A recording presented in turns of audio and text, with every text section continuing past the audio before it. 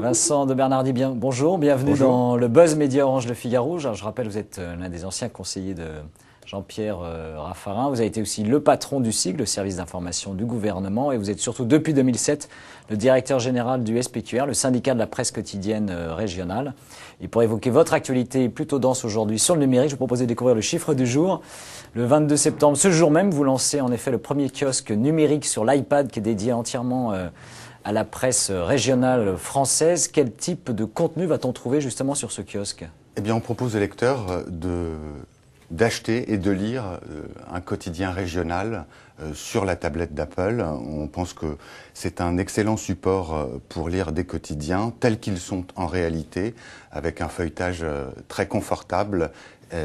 Voilà, c'est le principal objectif de ce kiosque qui propose 31 titres de la PQR et de la PQD aujourd'hui. D'accord. Et alors ce lancement est opéré avec un partenaire pour faire découvrir cette nouvelle offre aux lecteurs. Nous avons noué un partenariat avec la Caisse des dépôts et consignations qui est très investie auprès des territoires et dans le domaine du numérique. Et avec la Caisse, nous offrons à tous les lecteurs un quotidien gratuit pendant un mois afin qu'ils puissent découvrir cette offre nouvelle et cette nouvelle façon de lire la presse. Et alors, cette nouvelle façon de lire la presse gratuitement dure un mois. Ensuite, il y a un prix de vente journaux, qui n'est pas, j'imagine, celui du prix de vente du papier. Voilà. Ensuite, les journaux sont payants à 0,79 euros par édition. C'est un prix imposé par Apple. C'est le plus bas, c'est le choix que nous avons fait.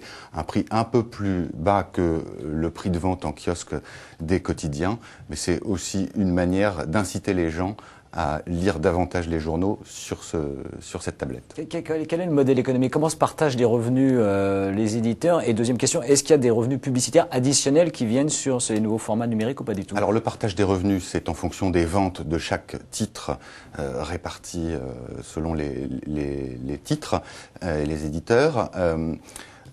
Apple prend 30% de commission sur toute transaction de l'Apple Store.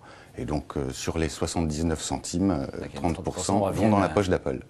Sur le modèle publicitaire, évidemment, ce kiosque est ouvert aux annonceurs. On a d'abord privilégié les partenariats de type Caisse des dépôts, avant peut-être d'ouvrir dans quelques mois ce support à des annonceurs. Alors, un certain nombre d'éditeurs, dont Le Figaro d'ailleurs, se sont lancés sur des formules avec l'iPad. Est-ce qu'on a une idée aujourd'hui du potentiel réel d'audience que représente ce nouveau support numérique? C'est peut-être un peu tôt pour le dire. En tout cas, ce que l'on sait, c'est qu'il y a environ 400 000 possesseurs d'iPad en France, depuis sa sortie au mois de mai, ce qui est assez important comme chiffre.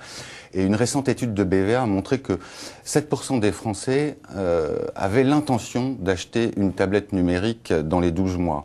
7% des Français, ça fait environ 4 millions de personnes, donc il y a là un potentiel important. Est-ce que pour les éditeurs, c'est vraiment, on ne va pas dire encore un relais de croissance au vu de cette audience, mais c'est un développement nécessaire avec je dirais, l'ensemble des membres aujourd'hui du SPQR? C'est un développement nécessaire, absolument. On ne pouvait pas passer à côté de cette évolution numérique, d'autant plus que c'est une manière aussi d'amener les usagers à payer à l'acte avec un système excessivement simple qui est la plateforme d'Apple. Un article, un journal ou autre chose. De la musique, ça a été testé avec iTunes depuis déjà pas mal de temps. Alors, on sait qu'il y a un certain nombre d'autres projets en dehors de celui lancé aujourd'hui par le SPQR. C'est le cas des quotidiens nationaux qui travaillent ensemble sur une plateforme, également de la presse magazine. Pourquoi cet ordre dispersé de la presse française sur le kiosque numérique? Écoutez, on peut acheter de la presse dans plein de magasins différents. En réalité. Donc pourquoi pas sur la plateforme d'Apple. Donc je pense qu'il n'y a pas de concurrence entre les différents kiosques numériques qui existent. Peut-être qu'un jour il y aura convergence et que des kiosques proposeront une offre complète. Mais je pense qu'il y a la place pour faire coexister différentes offres aujourd'hui sur l'App Store. Ça n'a pas été plus simple quand même pour le consommateur, le lecteur, d'avoir une seule porte d'entrée pour accéder justement à l'ensemble des offres de la presse française? Oui, certes, je pense que ça viendra, mais le lecteur de presse quotidienne régionale, il est attaché à son titre et il va directement à celui qui l'intéresse. Et c'est un peu la raison pour laquelle nous avons lancé en avant-première ce kiosque PQR. Donc on rappelle son nom, ce kiosque. Presse régionale disponible sur l'App Store depuis ce matin. Donc on invite à découvrir. Merci Vincent Bernardi d'être venu dans le Buzz Média Orange Le Figaro. Et nous nous retrouvons dès demain avec un nouvel invité. Ce sera un homme qui vient de l'Internet. Merci encore et très bonne journée. Merci, bonne journée.